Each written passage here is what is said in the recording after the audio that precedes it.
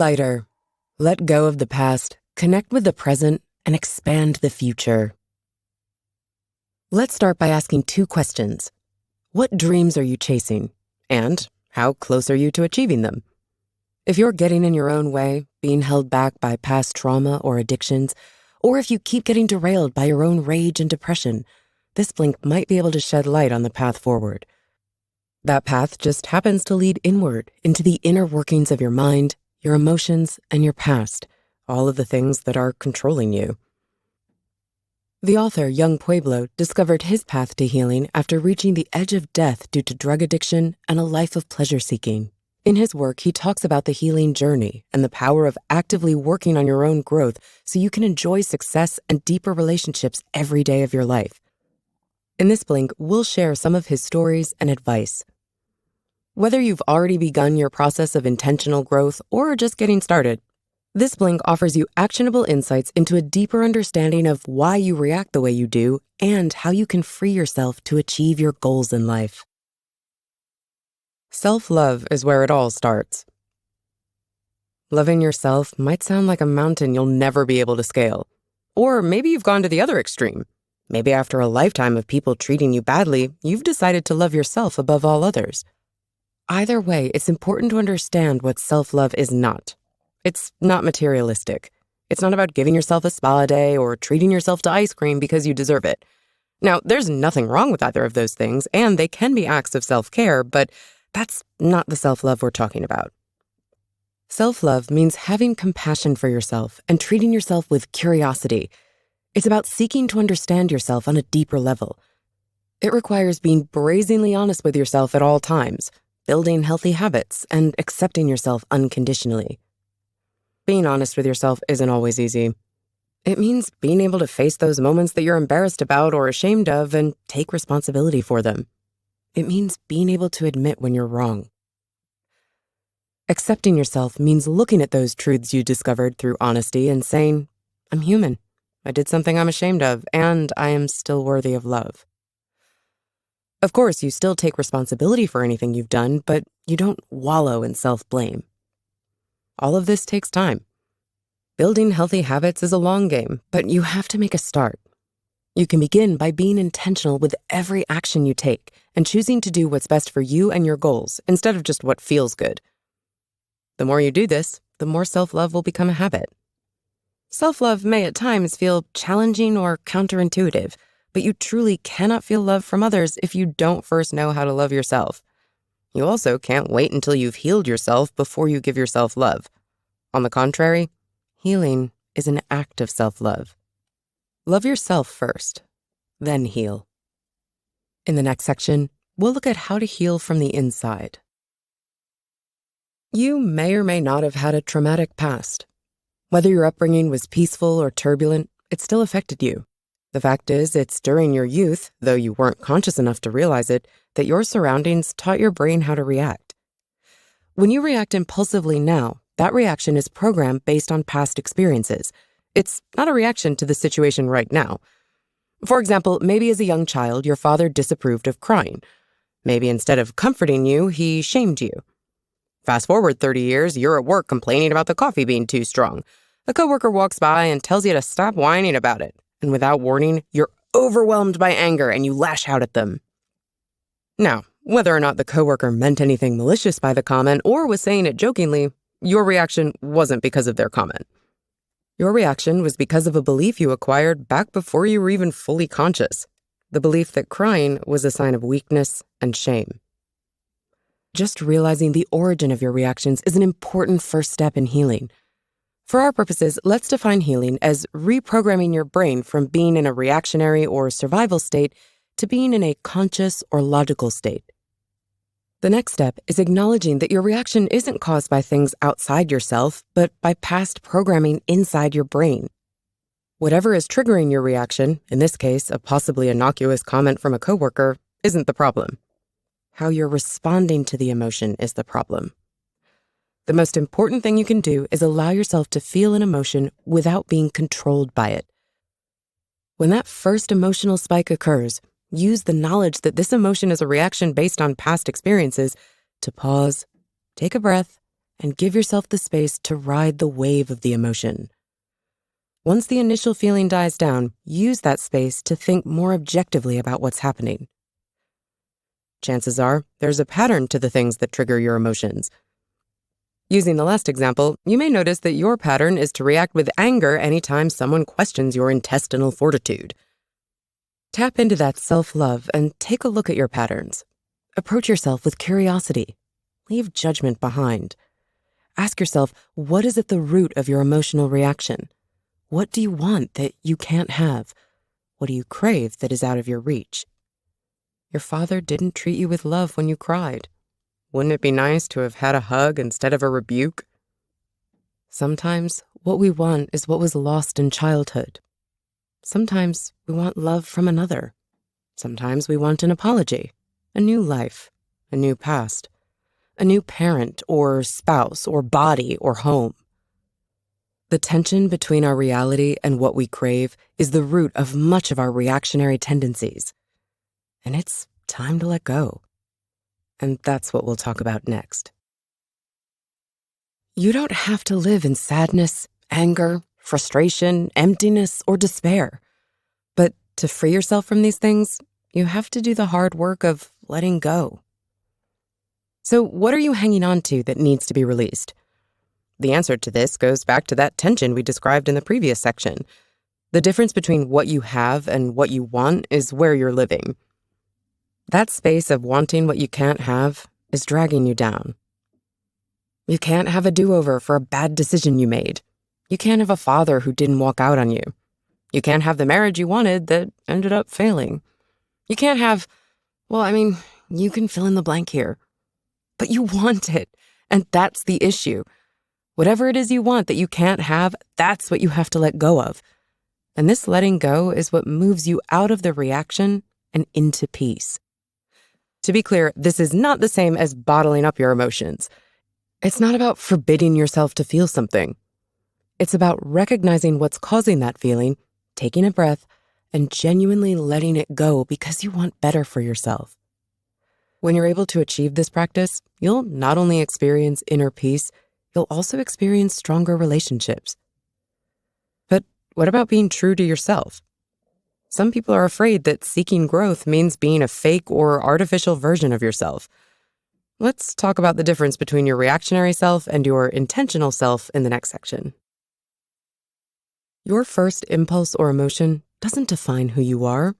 It's a part of you, but it isn't the whole you. Humans have the unique ability to consciously choose their paths rather than being solely guided by survival instinct. Your pre-programmed emotional responses are rooted in survival. But now that you're no longer a child, you're beyond survival. You get to choose the life you want and actively work toward that life. Let's go back to that moment with your coworker who told you to quit whining. You yelled at them. They walked off in a huff. You went to your office. Now what do? First of all, you recognize that they aren't the cause of your reaction. You don't blame yourself, but you do take responsibility. You pause, breathe, and think about why you reacted that way. When you remember how you felt as a child being denied compassion, maybe you let yourself shed a tear. Once you've calmed down and come to grips with your reaction, you go to your coworker, apologize unconditionally, and declare your intention to behave better in the future. But there's more, because now you get to go home to your own child. He's sitting at the dinner table being told he can't have dessert until he finishes his veggies, and he's crying. Watching him cry brings up a strong feeling of anger, but now you know where that anger is coming from. You calm down, maybe take a breather in another room, then you come back and give your kid the hug you wish you'd gotten. Your true self is the person you're choosing to be. Transformation is in your nature as a human, but it only happens by choice and work. We've created a world for ourselves that is constantly changing because we are constantly changing. Transformation is adaptive and necessary. As you grow, you may find yourself letting go of old ideas or goals. You may even shed old identities. These are simply side effects of clarifying who you really are through the process of freeing yourself from the past and moving intentionally through the present. Growth and maturity aren't about achieving perfection. Your goal is progress. You'll experience benefits from progress, and these benefits will, in turn, motivate you to continue your journey of growth. So it's important that you look for signs that you're doing things right. Here are 7 signs you can look out for. 1. You're no longer reacting immediately to things that have commonly triggered you because you're able to pause and give yourself space to reflect. 2. You're looking at others through a lens of compassion. As you offer yourself love and forgiveness, you recognize the work that others are doing and can give them the same love. 3. You don't feel the need to avoid uncomfortable feelings. Instead of numbing the pain or running from it, you're able to ride the waves of your emotions while staying the course of your goals. 4. You're able to make choices that benefit your long-term goals, rather than acting on what feels good in the moment. 5. You draw clear boundaries, keeping yourself safe and confidently saying no when you need to. 6. You're able to disagree with others constructively, turning it into a learning experience or conversation rather than a fight or argument. And 7. You can now hear the voice of your own intuition, and you find that it's guiding you in a positive direction. If you notice these things happening, you're seeing progress.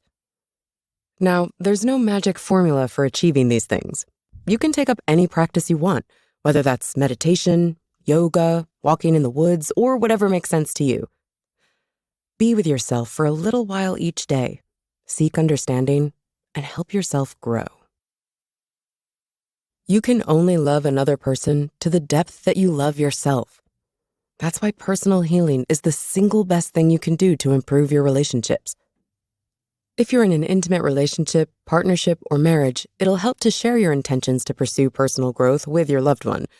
Since everyone knows that communication is the bedrock of a healthy relationship, it'll help to establish communication guidelines with your partner. The most important thing for you to agree on is the difference between attachment and connection. Attachment is selfish. It's about wanting your partner to do or be what you want for your own comfort. Connection is about working together in love and support. To be supportive of each other, you need to understand that no one can make you happy. Expecting your partner to be the source of your happiness will doom your relationship to extreme stress and likely failure. Your partner can't fix your emotional problems, and you can't fix theirs. Support means offering comfort, a listening ear, or simply space during hard times. Support also means both of you are behaving this way. One-sided relationships aren't healthy for either party. Support is voluntary. If either of you is placing expectations on the other, or if you feel the other owes their time and energy to your support, then you have a problem. Mutual love and respect rooted in emotional maturity in both parties is the only way for a relationship to truly thrive. So, how do you know whether your efforts at growth and healing are working? Measuring growth is challenging. You can easily get caught up in the moments. This one was good, so I must be doing well. That one was bad, so I must be doing badly. Your best bet is to stay in the present, continue your work, and greet moments of successful progress with joy. If you need to measure your success, take a big picture look comparing yourself now to who you were when you first started. Progress is slow, and you'll continue to encounter challenges. Sometimes it'll be the same challenge, and you'll wonder why you're still fighting the same battle. Other times, progress will feel dramatic. You may even experience a fear of losing your old self. Either way, simply ride the waves of those feelings. Then, in your calmer moments, remind yourself of your intentions and goals for yourself. As you grow, there will be effects whether you see them or not. You'll experience clarity and the ability to perceive things from different perspectives. You'll be able to solve problems creatively and compassionately. Speaking of compassion, as growth leads to humility and humility leads to compassion, the people around you will experience positive effects from being near you. Whether that's loved ones at home or not so loved ones at work, the power of your healing will touch lives. And you aren't the only person making these improvements. Self-healing is being sought on a worldwide scale. As we each strive to grow into better versions of ourselves, we're elevating humanity and paving the way for a better future. We're all finding ourselves on a shared path, and that's a beautiful thing. You've just finished our blink to Lighter by Young Pueblo. The key takeaway here is that a healed world starts with a healed self. As we collectively move into the future, it's important to reflect on our individual roles in this great big story of humanity. Most people would agree that we want to live in a world of love and kindness. Achieving the kind of compassionate systems and societies we need to advance our species starts with each of us doing the work to become compassionate human beings. And that compassion starts with how we treat ourselves.